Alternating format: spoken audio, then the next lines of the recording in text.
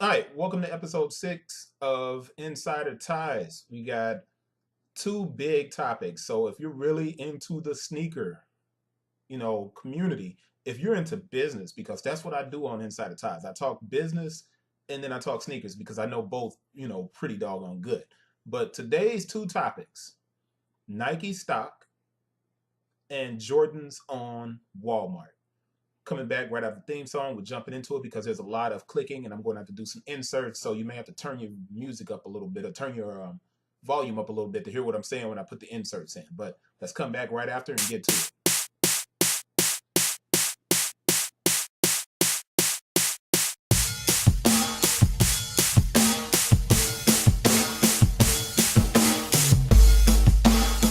Okay, so there's been like a crazy amount of posts and information, non-sneaker people, business analysts, everybody's talking about the Olympics and everybody's talking about the fact that Nike is not the shares of Nike have not gone up during the Olympics, and this is the second time that's happened. So 2012 it happened, and now in 2016 it's happened. So since 2008, the shares have not gone up.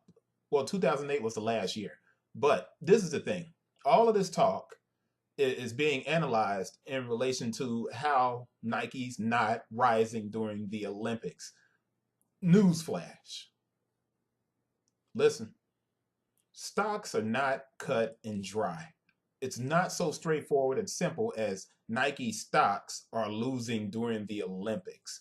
If that's your dialogue and all you're looking at is what everybody's talking about, then you're kind of missing the whole conversation that should be taking place.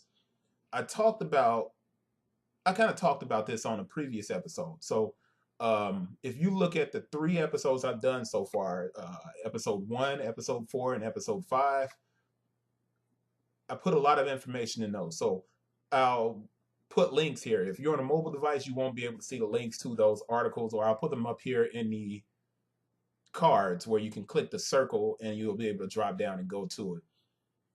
But this is the thing. While Adidas and Under Armour are performing really well during the Olympics, what we have to do is look at annual reports. All right. So if you're a person and you're buying stocks, then you know about annual reports. All right. You know that you can find out how much a public company is making every year.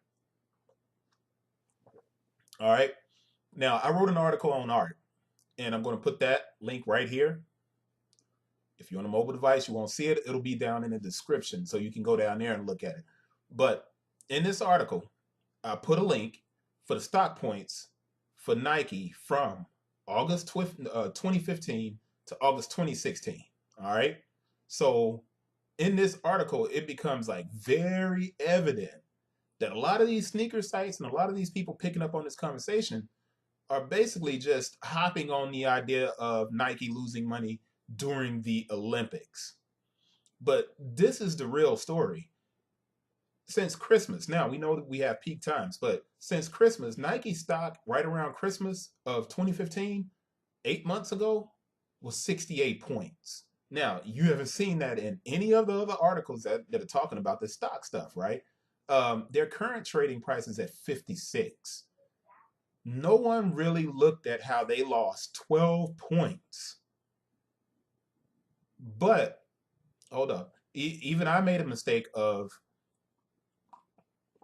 focusing on that 12-point drop without thinking about the fact that everyone peaks at Christmas time, especially Nike, due to Black Friday, Cyber Monday, and Christmas retro releases. So this led me to a deeper look at the numbers.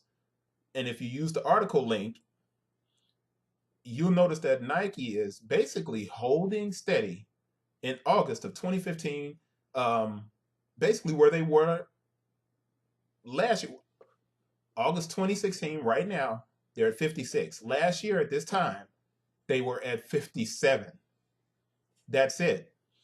Now, why is this important? Because there's this conversation that's taking place about stocks, and a lot of people don't know. So let me cut this, drop in a video with some pictures, and I'm going to talk about these pictures so you can see what I'm talking about and get a closer look. So let's cut this right here, drop it in, and then, we'll keep on going. Be right back.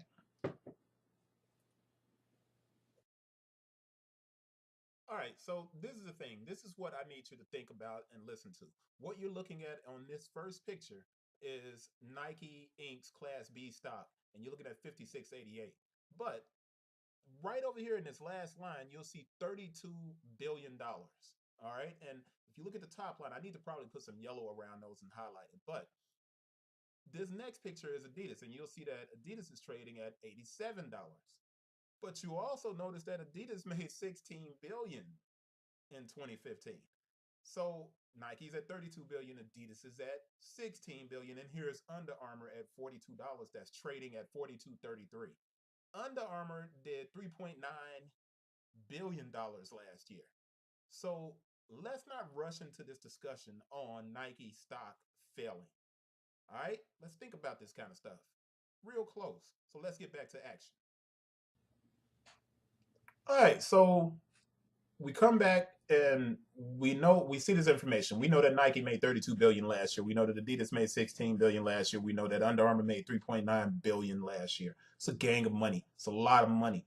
All right. So when we're talking about this stuff, and everybody in the sneaker community is focusing on the stock, what I'm also noticing is that all of the big sneaker websites that are talking about this story, nobody's coming really close to explaining what's happening. Now, what I want you to think about, I know probably because you looked at those and you said, well, Adidas is trading at a much higher price. They're killing Nike. Remember when I said Class B stock during the annual pictures that I just put up? Class B means that Nike has been split into 7 different stock levels. All right. So, of course, Nike's going to trade at a lower volume because their stock has been split in a number of ways. I'm not a stock market person. I can't talk to you about that, but I definitely need to find somebody to interview and bring on and talk about that because it's something that the sneaker community needs to get a better understanding of. But nobody's really digging into the reports and looking at how Nike is actually doing better and projecting stronger returns for their shareholders in the next what quarters, 2 quarters coming up, and in the next year. And nobody on any website has done this. I have. So nobody's talked about DTC, and I'm going to keep bringing up DTC because the more you guys hear it and you start understanding what's happening, then you'll get what's going on in the sneaker world. All right. So if you look at the video on why retail stores are struggling, I'm going to put that link over here.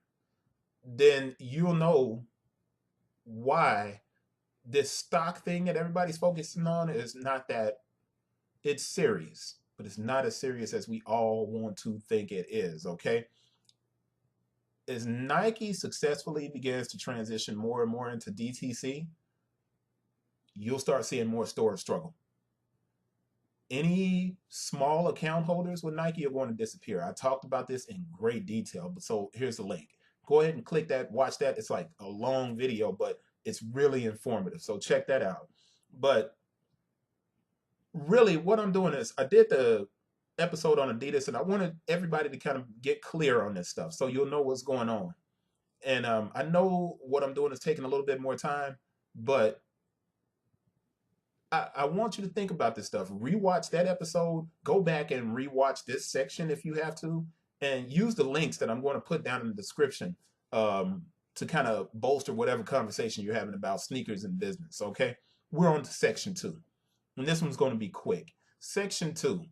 I wrote an article, and the article's in the description, and it's also right here about Walmart selling Jordans because shout out to my guy Sneaker King of Memphis. Um, he was answering the question and he was like, "Yo, they're selling shoes that Nike is having a tough time selling." Bro, you're not right. Now, it's not just you. Everybody's not paying attention. Um, if you go and read this article about what I wrote, you'll get what's happening. Walmart selling Jordans is not about Nike struggling. One more time, Jordans on Walmart isn't about Nike struggling. Jordans on Walmart is about Walmart getting their ass kicked by Amazon.com. All right. So while we talk about sneakers and we talk about business and stuff like that, people that are in the business world, they look at another big three, different from our big three of Under Armour, Adidas, and Nike. They talk about the big three of Amazon, Walmart, and Target. Okay, Target for you people that don't speak ghetto French. Amazon gets this ridiculous amount of traffic in the e-commerce space. They are completely destroying Walmart and Target. Target is trying to keep up with Walmart by selling groceries. Big ass fail. Walmart just purchased Jet.com to try and keep up with Amazon. In the meantime, they've also launched a third-party seller marketplace like eBay and Amazon. The kicks that you see on Walmart are the same kicks that are being sold by people on eBay and Amazon or Kixify or whatever space that people are selling sneakers on. That's it.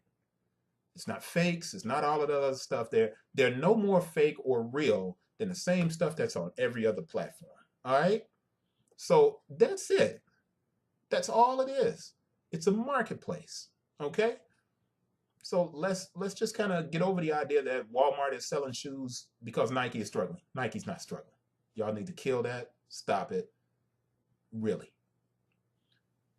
That's really it for this week's Insider Ties. Like I said, I think we're going to do a live show so we can go into this a little bit further. If there's something you guys want to get into in the sneaker biz, if you have a question, send me an email or put it in the comments. Either way, get at me, ask me the question. Remember, subscribe and start watching these things, man, and sharing them with people so we can have some better conversations about sneakers and business. Okay, so I appreciate you checking this out. Sorry about going so long, but I really needed to get this in. Hope you enjoyed it. See you next Tuesday. Peace.